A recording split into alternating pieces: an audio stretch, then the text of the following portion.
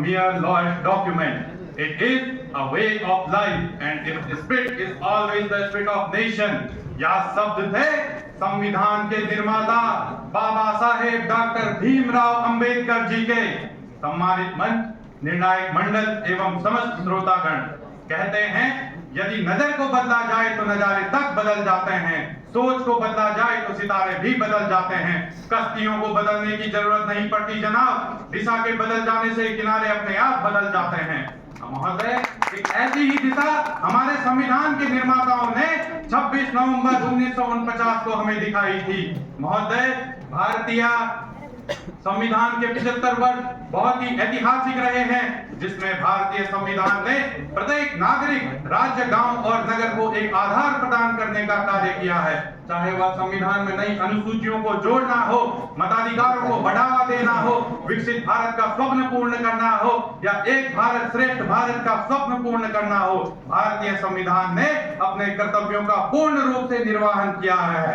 महोदय, आज मुझे यह कहते हुए अत्यंत खेद हो रहा है कि भले ही अधिकतम नागरिक अपने मौलिक एवं संवैधानिक कर्तव्यों से भली भांति परिचित हैं, परंतु फिर भी देश आज धीमी प्रगति पर है। महोदय, अधिकतम लोगों को यह भी लगता है कि प्रगति की इस धीमी गति का कारण सिर्फ एक भ्रष्टाचार ही है, परंतु यदि मौलिक कर्तव्यों की ओर ध्यान दिया जाए तो सब प्रगति की इस धीमी गति को रोका जा सकता है। किसी ने उचित भी कहा था कि तुम्हारी हर तकलीफों का मैं एक मुकम्मल जवाब हूँ, कभी वक्त मिले तो मुझे पढ़ना, मैं भारत का संविधान हूँ।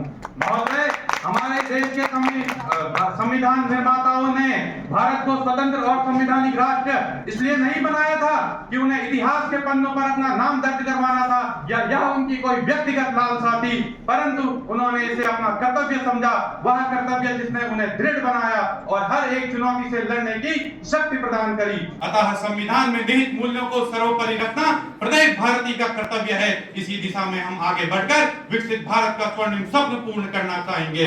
अंत में मैं ज्यादा ना कहकर अपनी वाणी को अटल जी की चंद पंक्तियों के साथ विराम देना चाहूंगा कि सत्ता का खेल तो चलेगा, पार्टियां आएगी जाएगी, बनेगी बिगड़ेगी, मगर ये देश रहना चाहिए, इस देश का लोकतंत्र अमर रहना चाहिए, इस देश का संविधान अमर रहना चाहिए। धन्यवाद।